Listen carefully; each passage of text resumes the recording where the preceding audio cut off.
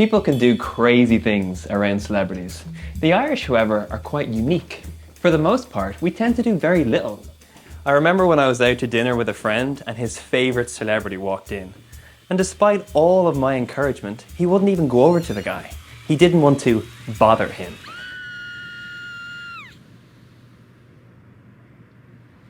Jesus became something of a first-century celebrity. When he entered towns or small villages, people, unlike my shy Irish friend, would go bananas. Word would spread and people would come from far and wide, bringing their sick, hoping that Jesus would heal them. In Mark's Gospel, we hear of a woman who acted very differently from the rest of the crowd.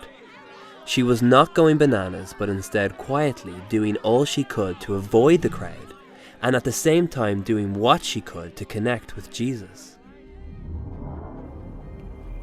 You need to know her story to understand her actions. She had suffered for 12 years with a bleeding disorder.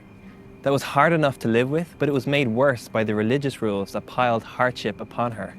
According to the temple purity laws, anyone with a bleeding disorder was considered ritually unclean, and people would literally avoid you. So not only did it cause isolation for her, but everything that she touched or everywhere that she sat would become unclean too. Can you imagine being a source of uncleanness, as if you could contaminate someone? Life-giving actions that we take for granted, like a pat on the back, a hug, or a kiss, are now a crime that leads to isolation and disconnection from others. For this lady, it is extremely unfair. In her pursuit of healing, though, she's willing to take the risk. She would have heard the rumors that Jesus is coming because everybody would have been talking about it. People say he can heal the blind, make the deaf hear, make the lame walk. She would have known that these stories sounded like the Messiah. For hundreds of years there had been prophecies in the Jewish Old Testament scriptures about a man who would be sent from God to bring rescue, healing, and transformation. So as everyone else is trying to get his attention, no one notices her as she sneaks closer and closer until she can reach out and grab the corner of his clothing. As she does, she feels that something has changed within her. Overjoyed, she turns to make her exit until she hears a voice saying loudly, "Who touched me?" The crowd are confused because they're all touching him, something that the disciples are quick to point out. "Everyone is touching you, Jesus. That's what happens in crowds." "No," he replies. "Someone touched me. I felt power go out from me." Jesus sensed her desperation in a way that the disciples never could.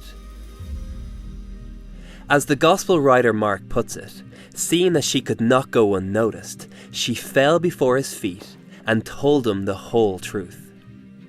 I can just imagine how long it would have been since she was noticed, since she was truly seen by those around her. Her condition didn't just mean that she was viewed as dirty, it meant that she was ignored. This is the beauty of Jesus. It's not enough that her bleeding disorder is healed.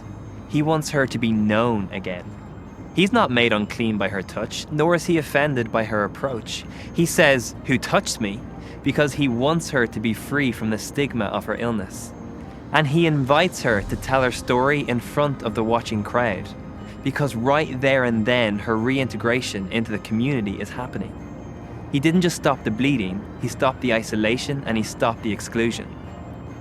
This encounter tells me that with Jesus, I'm not just another number. I'm not an item to be crossed off a to-do list. I'm not another nameless face in a crowd. I'm an individual. I'm someone he wants to get to know and be transformed by the encounter.